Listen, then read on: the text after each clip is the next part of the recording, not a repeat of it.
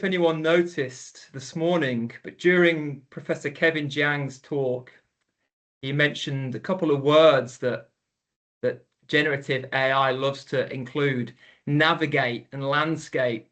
I'm pretty sure I include both those words several times in my talk today. So yeah, one of my takeaways already from today is to think about how these tools are influencing my own language. But without further ado, let's begin. Let's begin. So, no es nada nuevo que los alumnos usen herramientas de traducción. La revolución de la tecnología de la IA no ha hecho más que acelerar un proceso que ya existía. As EAP teachers, how can we facilitate constructive discussion about the beneficial use of these tools? Our field of EAP centres on supporting students to find their way through the academic English needed for their studies. But let's be honest, AI-powered translation has started to complicate our assumptions about how that process should happen.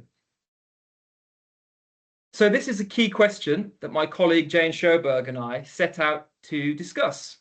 How can we facilitate constructive discussion about the beneficial use of AI translation tools? In this talk today, I'm going to share the process and insights from a professional development session that Jane and I recently gave to lecturers at the University of Birmingham's Birmingham Business School. I'll introduce a simple three-step framework that guided our approach towards preparing this development session. 1, sharing experiences and concerns. 2, identifying how such technology, in this case AI translation, can help or hinder learning. And finally, establishing practical guidance. So let me begin with some context. We both work at the University of Birmingham's BIA, Birmingham International Academy, where we teach on the in-sessional team, supporting students with their academic English. And many of our students study on business school programs, and our audience of participants for this development session were lecturers at the business school. So in recent years, my EAP colleagues and I, we've begun to share best practice by facilitating development sessions, CPD sessions, and so on, in order to share insights from the EAP classroom with a broader academic audience, such as discipline-specific lecturers. So the training session that I'm talking about today was one that we prepared and delivered, especially for academic staff in the business school. And before we prepared the session, we circulated a short survey to gather some initial observations and concerns of the lecturers and other staff who had signed up to attend. One clear theme emerged from this survey, which was that many of our participants reported observing students using AI-powered translation in live settings. So lectures, seminar discussions, tutorials, even one-to-one tutorials. And this perhaps isn't surprising, given the prevalence of this technology today, and bearing in mind that detecting the use of such tools when students work independently, reading or writing, is of course a lot more difficult. In real-time contexts, these tools become much more visible. And so this led us to focus on creating a space for some open and frank discussion. So that first step in our framework was sharing experiences and concerns. Our aim here was to enable our lecturer participants to talk openly about their experiences and concerns of students using translation, but to facilitate that discussion without judgment. We felt it was quite important to avoid framing translation purely as some kind of potential problem or deficit. I think sometimes in English for academic purposes, translation can seem like an elephant in the room. It touches on questions about language, identity, pedagogy, and let's be honest, I think sometimes it can challenge our professional roles and even our livelihoods too. However, approaching the issue of translation with suspicion didn't seem realistic and it didn't seem productive. Instead, we wanted to create a balanced discussion that acknowledged both opportunities and challenges. So in this professional development session to business school lecturers, we discussed some possible motivations for translation use from students. So vocabulary anxiety, that anxiety one feels from having gaps in their vocab knowledge. We also touched upon associated challenges such as fear of failure, peer pressure, and a search for foreign language anxiety reveals much literature on such issues. We also spoke about motivation such as independence and simply habit formation. To quote the 4 laws of James Clear's Atomic Habits, is the use of translation tools for many students something which is obvious, attractive, easy, and satisfying, and therefore simply a habit that they have no desire to cease.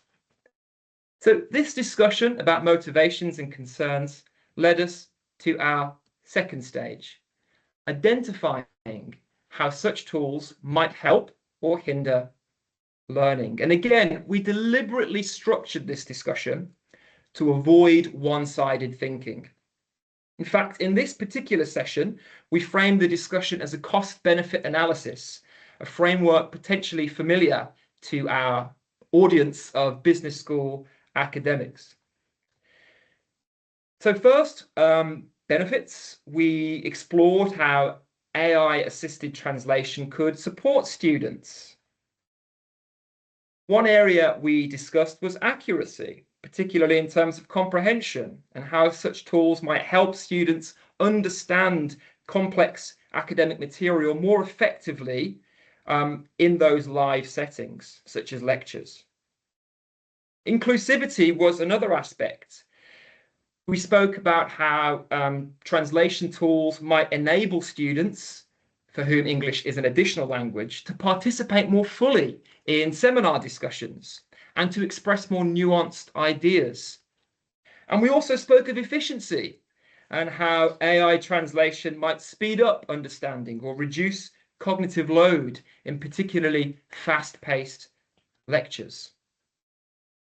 However, our discussion then led to the costs of such tools, how AI translation might hinder learning. So, accuracy, again, we discussed how translation might not always be suited to very highly specific, discipline-specific meaning in texts. And again, with inclusivity, we can see a slight paradox forming here, right? We spoke about how while such tools could enable participation, their visible use in a seminar discussion or even in a lecture could highlight or exaggerate the linguistic differences between students in a cohort and thus create a sense of division. And finally, again, with efficiency, does relying on real-time translation maybe increase cognitive strain and limit deeper learning? So as you can see here, in this staff development session that we did, one key insight on reflection was that these same categories of accuracy, inclusivity, and efficiency seem to appear on both sides. So perhaps the use of such advanced AI translation tools is context dependent rather than simply positive or negative. Accuracy in particular seems to be a dominant theme in our discussion. And during my preparations for this talk today for Bali, I took a step back to reflect and learn a bit more about the distinction between the more traditional machine translation tools and the perhaps more advanced tools which have been developed over the last few years, which are in some way AI powered and which seem to be increasingly accurate. I think this distinction is captured in an article from a couple of years ago in which the author states how translation software might fail to capture the nuances of technical language, but then, perhaps in a slightly contradictory way, goes on to say how the use of AI-powered translation is nonetheless recommended. I think many of us would probably agree that the landscape is changing very, very rapidly. We also touched upon themes other than accuracy, such as false authorship.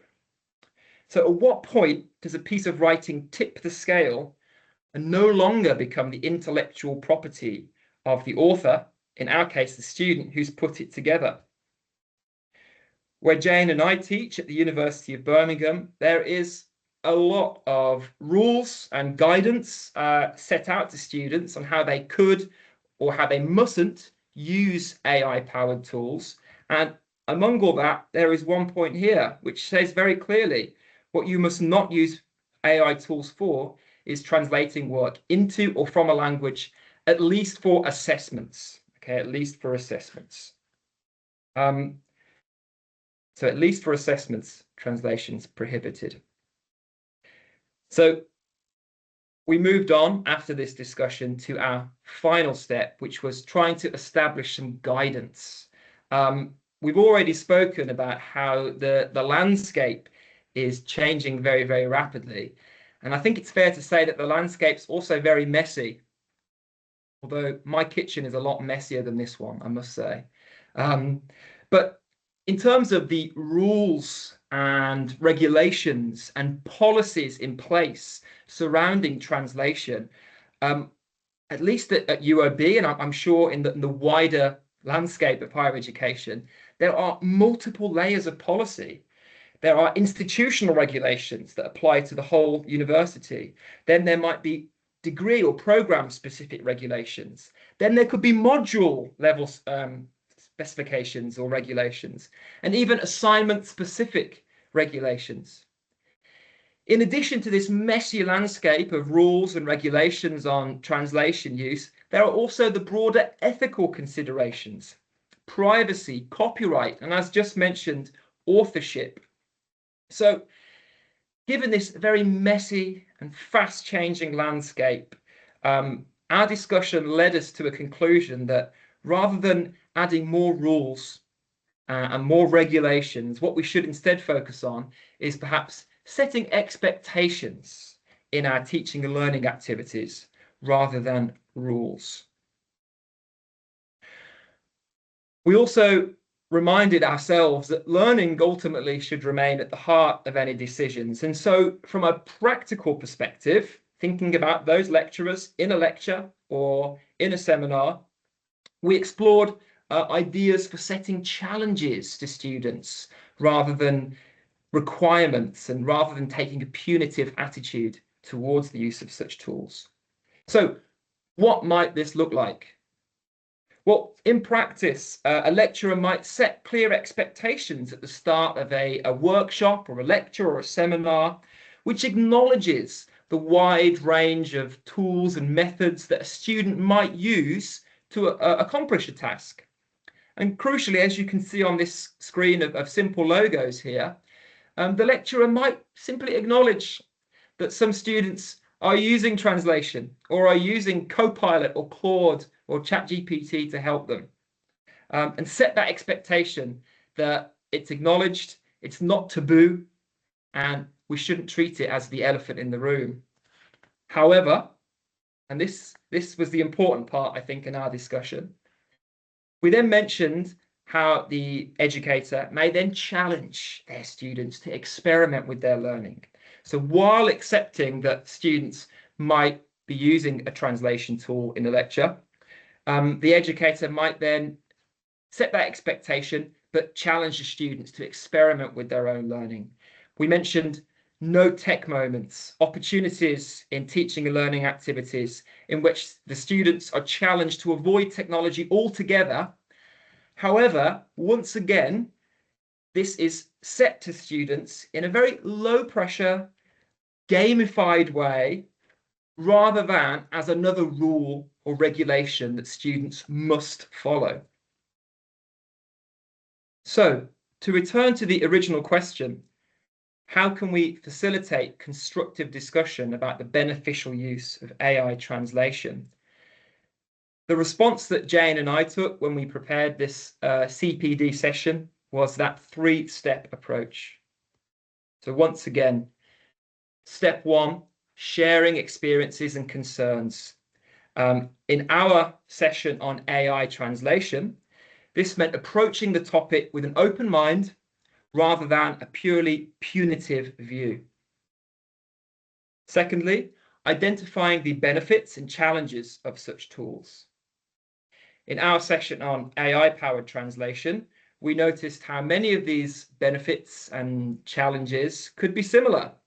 So once again, accuracy, inclusivity, and efficiency could all either be pros or cons, depending on the context and depending on how the students are challenged by their academic staff.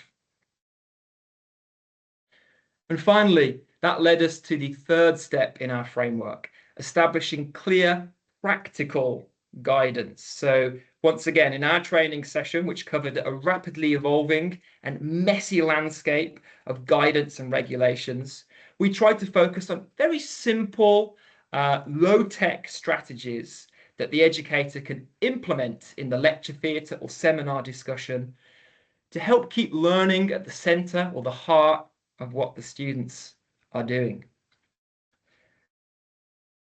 I mean, let's be honest, it sounds like a cliche now, or a platitude perhaps, but these tools are here to stay.